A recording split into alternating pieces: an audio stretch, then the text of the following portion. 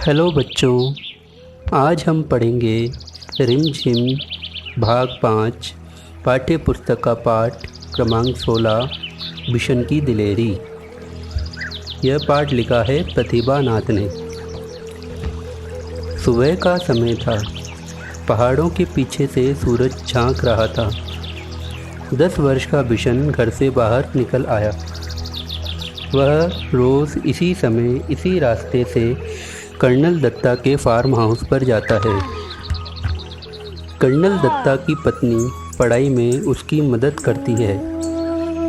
Farm से लगे सेबों के बाग में कीटनाशक दवा का छिड़काव हो रहा था और बहुत तड़के काम शुरू हो जाता था। बिशन पगडंडी से अभी सड़क तक आ ही रहा था कि उसे गोली चलने की आवाज़ सुनाई दी। उसने इधर उधर देखा, कोई भी दिखाई नहीं दिया। वह कुछ ही दूर चला था कि उसे फिर गोली चलने की आवाज़ सुनाई दी। इस बार एक नहीं 2-3 गोलियां एक साथ ही चली थी। गोलियों की आवाज़ से पूरी घाटी गूंज गई। पंछी घबरा गए, आसमान में गोल गोल चक्कर काटने लगे। बिशन सहम कर पेड़ की आड़ में छिपकर खड़ा हो गया।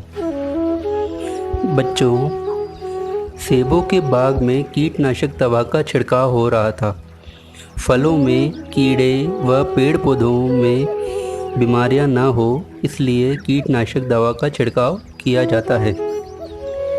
बिशन जहां खड़ा था वहीं चुपचाप खड़ा रहा। उसे वहां से सीढ़ीनुमा खेत और फलों के बाग साफ साफ दिखाई दे रहे थे। खेतों में काम करते हुए किसान भी दिखाई दे रहे थे। फसल तैयार खड़ी थी। सुबह की हल्की धूप में खेत सुनहरे दिखाई दे रहे थे। बिशन अभी सोच ही रहा था, गोली किसने और तभी क्यों चलाई होगी? एक और गोली की आवाज़ आई। एकाएक बिशन को गोली चलने का कारण समझ में आ गया। देखिए बच्चों, पाठ में सीढ़ीनुमा खेत का जिक्र आया है। पहाड़ी क्षेत्रों में मैदानी इलाकों का अभाव रहता है, इसलिए पहाड़ों की ढलानों पर सीढ़ियों के आकार के छोटे छोटे खेत विकसित किए जाते हैं, जो मृदा अपरदन और बारिश के पानी को बहने से रोकने में सहायक होते हैं। जब फसल पक जाती है तब गेहूं के खेतों में दाना चुगने ढेरों तीतर आ जाते हैं। शिकारी इस बात को जानते हैं, इसलिए वे सुबह सुबह ही तीतर मारने चले आते हैं। पिछले साल भी शिकारियों ने इसी तरह बहुत से तीतर मारे थे। कुछ तीतर तो वे उठाकर ले गए, बाकी को वहीं छोड़ गए। खेतों को काटते समय किसानों को बहुत से मरे और जख्मी तीतर मिले। बिशन ने सोचा, कितना दुख पहुंचाने वाला काम करते हैं ये शिकारी। वह समझ गया कि शिकारी ही तीतरों पर गोलियां चला रहे हैं, इसलिए वह पेड़ों के बीच से निकलकर खेतों के किनारे किनारे चलने लगा। वह चलते चलते सोच रहा था, इन शिकारियों को तो सबक सिखाया जाना चाहिए। लेकिन उन्हें कैसे सबक सिखाया जाए यह उसकी समझ में नहीं आ रहा था।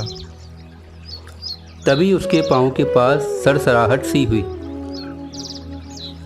उसने देखा एक घायल तीतर गेहूं की बालियों के बीच फंसा छटपटा रहा है। बच्चों, क्या आपने कभी तीतर देखा है? तीतर एक पक्षी होता है जिसे अंग्रेजी में फिजेंट कहते हैं। विश्व में इनकी कई प्रजातियां हैं, जिनमें से कुछ प्रजातियां भारत में भी पाई जाती हैं। बिशन वहीं घुटनों के बल बैठ गया। उसने घायल तीतर को पकड़ने के लिए हाथ बढ़ाया, आजा, लेकिन घबराया हुआ तीतर छिटक कर खेत के और अंदर चला गया। बिशन जानता था कि शिकारी इस तीतर को ढूंढ नहीं पाएंगे और घायल तीतर यहीं तड़प तड़प कर मर जाएगा। उसने स्वेटर उतारा और मौका देखकर तीतर पर डाल दिया। तीतर स्वेटर में फंस गया तो बिशन ने उसे पकड़ लिया। बिशन ने उसे अपने सीने से चिपका लिया और खेत में से निकलकर पहाड़ी की ओर भागने लगा। वह इतना तेज चल रहा था मानो उसके पंख लग गए हों। पंख लग जाना। बच्चों, यह एक मुहावरा है जिसका अर्थ है पक्षियों की तरह गतिमान होना या बहुत तेज दौड़ लगाना। कर्नल दत्ता के घर के रास्ते में एक तरफ गेहूं के खेत थे और दूसरी तरफ कंटीले तारों की बाड़। बिशन वैसे तो कंटीले तारों की बाड़ में से होकर निकल सकता था, परंतु इस समय वह दोनों हाथों में तीतर को पकड़े हुए था। तीतर को संभालना बहुत ज़रूरी था, इसलिए वह खेतों के साथ साथ छिप छिप कर चलने लगा ताकि शिकारी उसे देख न ले। वह कुछ ही दूर गया था कि पीछे से भारी सी आवाज़ आई। रुक जा, नहीं तो मैं गोली मार दूंगा। हाँ। लेकिन बिशन नहीं रुका, वह चुपचाप चलता रहा। रुकता है या नहीं? उस आदमी ने दोबारा चिल्लाकर कहा। तब तक बिशन कंटीले तारों के पास आ गया था। उसका दिल तेजी से धड़कने लगा। आगे बढ़ना मुश्किल लग रहा था, लेकिन फिर भी वह रुका नहीं और न ही उसने कोई जवाब दिया। बच्चों, अभी आपने पढ़ा कि रास्ते में एक तरफ गेहूं के खेत थे और दूसरी तरफ कंटीले तारों की बाड़। बाड़ एक ऐसा निर्मित ढांचा होता है जिसे किसी क्षेत्र को घेर कर बंद करने के लिए बनाया जाता है। इसके ऊपर कंटीले तार लगाए जाते हैं जिससे कोई व्यक्ति या पशु इसे पार ना कर सके। तभी बिशन को भारी भरकम जूतों की आवाज़ सुनाई दी जो तेजी से उसके पास आती जा रही थी। पीछे से आ रहा शिकारी गुस्से में जोर जोर से चिल्ला रहा। मैं तुझे देख लूंगा। तू मेरा शिकार चुरा कर नहीं ले जा सकता। बिशन के लिए आगे निकल पाने का रास्ता नहीं था। अगर वह सड़क से जाता तो शिकारी को साफ दिखाई दे जाता, इसलिए उसने खेतों के छोटे रास्ते से जाना तय किया। खेतों से आगे रास्ते में कांटेदार झाड़ियाँ थीं। बिशन उसी रास्ते पर घुटनों के बल चलने लगा। बहुत संभल कर चलने पर भी उसके हाथ पांव पर कांटों की बहुत सी खरोंचें उभर आई। खरोंचों से खून भी निकलने लगा। उसकी कमीज की एक आस्तीन भी फट गई।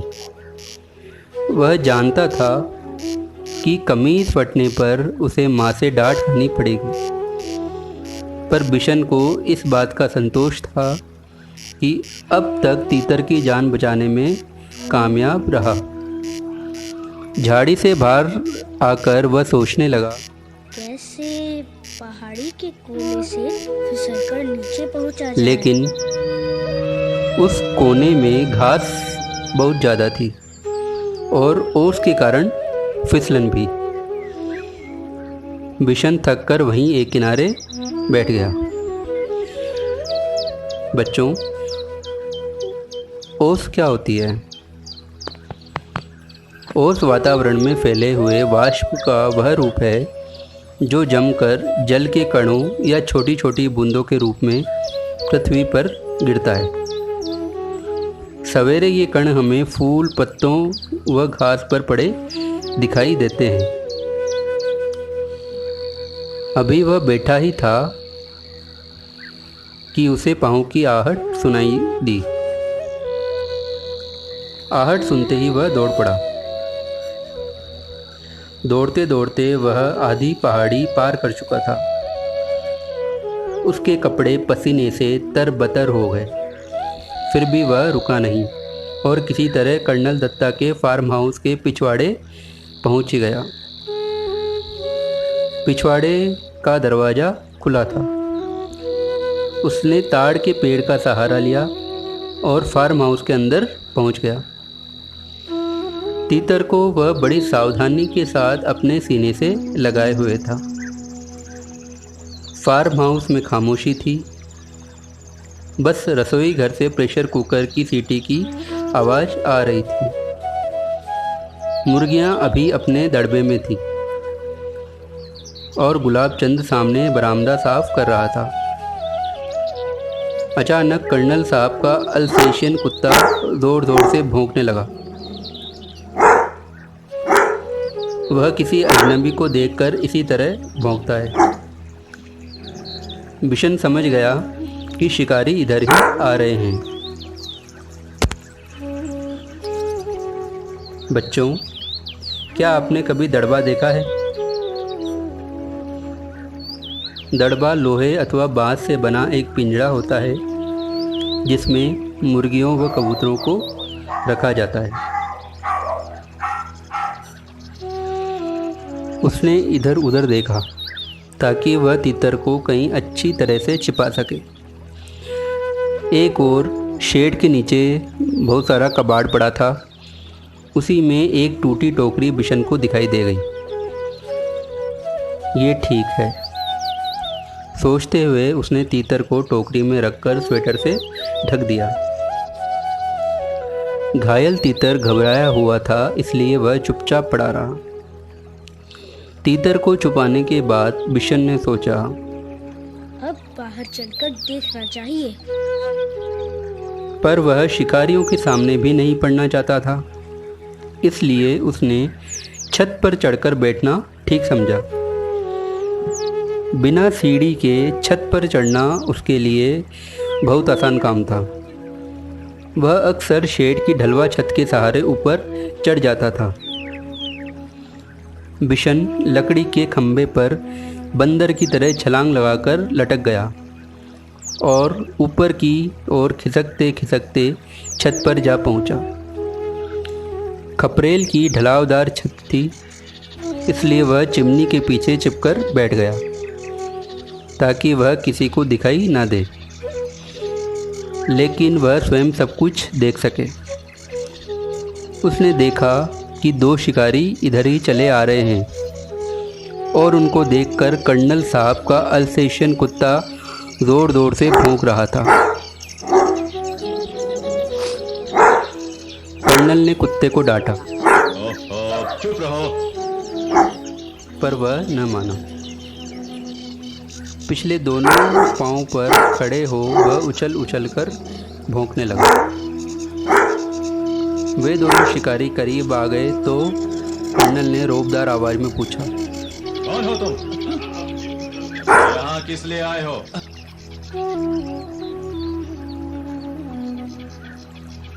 बच्चों, पाठ में आपने ढलावदार छत के बारे में पढ़ा। पहाड़ी क्षेत्रों में सामान्यतः ढलवा छतों का उपयोग होता है। इन छतों में दोनों ओर स्लोप दिया होता है, जिससे अत्यधिक वर्षा या हिमपात होने पर छत पर बर्फ़ इकट्ठा नहीं हो पाती है तथा इससे कमरे का तापमान भी सामान्य रहता है।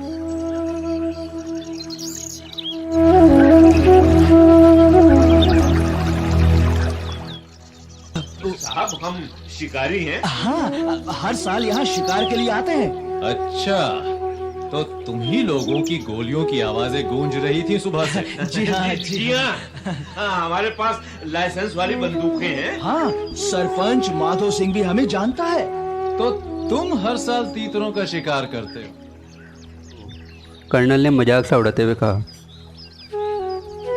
जी हाँ, तीतर भी मार लेते हैं कभी कभी। अभी अभी एक लड़का हमारे शिकार तीतर को लेकर आपके यहाँ आ छिपा है। हम उसे ही ढूंढ रहे हैं। हाँ। अच्छा, तुम जो इतने सारे तीतर मारते हो, उनका क्या करते हो? कर्नल साहब ने पूछा। सीधी सी बात है साहब, खाते हैं। हाँ। दूसरे शिकारी ने जवाब दिया। फिर कुछ रुककर बोला, तो उस लड़के को ढूंढवा दीजिए साहब। हाँ साहब, वो इधर ही कहीं छुप गया है। कर्नल दत्ता ने उनकी बात पर कोई ध्यान नहीं दिया और गुस्से से कहा, ऐसे हो तुम लोग, हर साल आकर इतने तीतर मार डालते हो, कुछ को खा लेते हो और बाकी को घायल करके यहाँ तड़प तड़प कर मरने के लिए छोड़ जाते हो। जब फसल कटती है तब ढेरों मरे हुए कर्नल तीतर दत्ता मिलते की हैं। बात सुनकर वे दोनों कुछ घबरा गए। उन्हें उम्मीद नहीं थी कि कर्नल इस तरह उन्हें डांट देंगे। कर्नल दत्ता ने उन्हें इतना ही कहकर नहीं छोड़ा, आगे बोले, पक्षियों को मारने और उससे ज्यादा उन्हें घायल करके छोड़ जाने में तो कोई बहादुरी नहीं है। अब तुम दोनों यहाँ से जा सकते हो।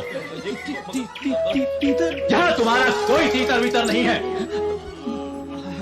अब जाते क्यों नहीं? विशन चिमनी के पीछे से सब देख और सुन रहा है। वे दोनों शिकारी बिना कुछ बोले और वापस चल दिए।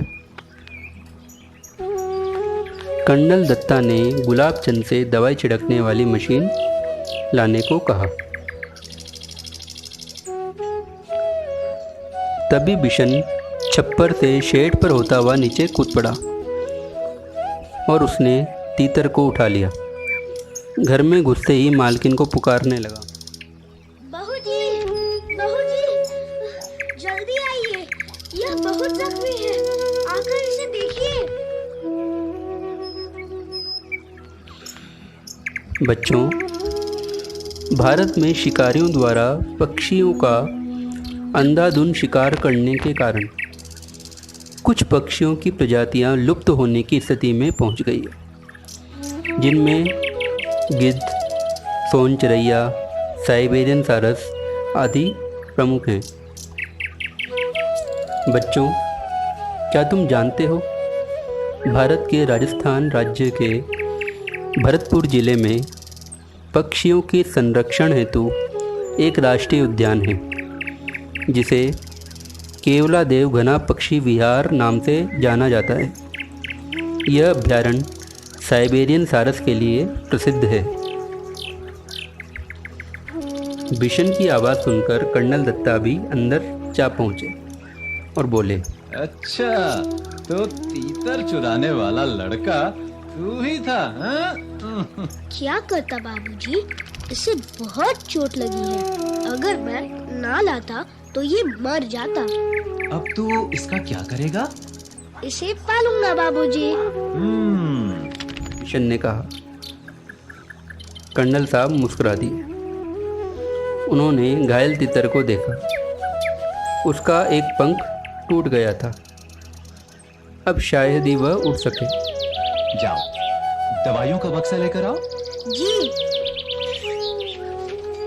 बिशन दौड़कर बक्सा ले आया। ले मुझे।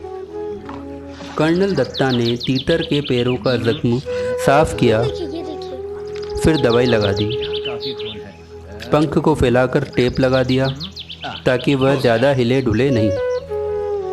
फिर उन्होंने बिशन से कहा, बिशन, जी। अगर तुम इसे गेंदे के पत्तों का रस दिन में 2-3 बार पिलाओगे तो ये जल्दी ठीक हो जाएगा। जी। तब तक बहूजी एक कटोरी में दलिया ले आई। तीतर को दलिया खिलाते हुए बोली, इसे रोज दलिया भी खिलाना बिशन, तीतर को दलिया बहुत पसंद होता है। तब तो ये बिशन के पीछे पीछे ही घूमता रहेगा। कर्नल दत्ता ने हंसते हुए कहा। अच्छा बिशन, तुम जानते हो तीतर कैसे बोलता है?